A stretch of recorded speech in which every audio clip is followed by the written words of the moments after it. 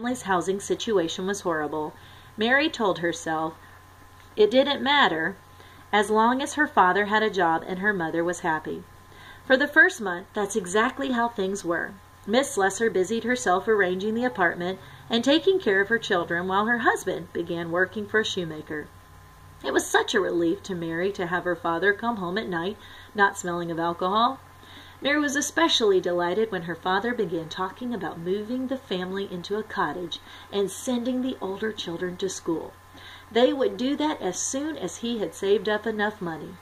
Regrettably, this change in Mary's father lasted only about a month.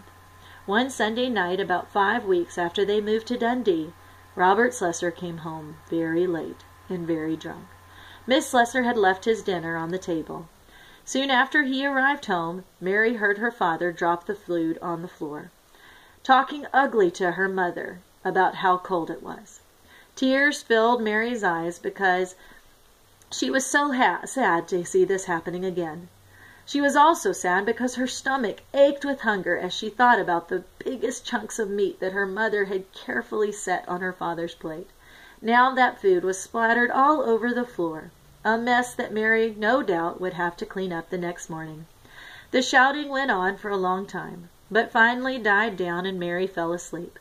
In the morning she awoke to the sound of her father snoring loudly in the next room. The events of the night before drifted through her mind, and she was glad that at least it was Sunday. She would get to go to church with her mother and brother and sister. Mary liked attending Westhart Memorial Church, especially the Sunday school. She enjoyed the stories the pastor and the missionaries told, especially the stories of Calabar. Mary knew all about Calabar from the missionary stories her mother read to her from the missionary record. Calabar was an area in West Africa where in 1846, just 2 years before Mary was born, the Presbyterian Church had founded a mission.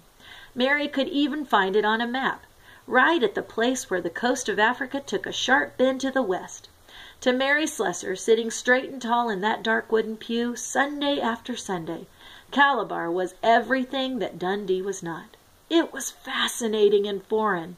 Mary's big brother Robert had thought so too, and Mary thought back as how together, as little children, back in their old town, they had played church together. Robert had always told her, "When I grow up, Mary, I'm going to be a missionary, and do you know what? I'm going to take you with me."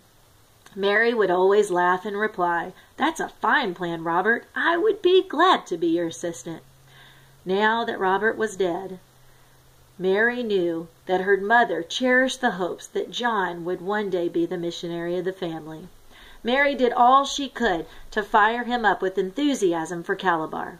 One Sunday afternoon, as they walked home from church, Mary Slessor and Mary fell in step together. The younger children walked on ahead, jumping over the cracks in the sidewalk. Miss Slessor spoke quietly. "Mary, I need to talk to you alone. Let's take the children home and get them something to eat, and then we'll go out walking for a bit. Your father should be awake by now, and he can watch the children." Mary pulled her shawl around her shoulders and tried to imagine what her mother wanted to talk to her about. Her mother sounded oh so serious, and she sounded as if she were talking to another adult.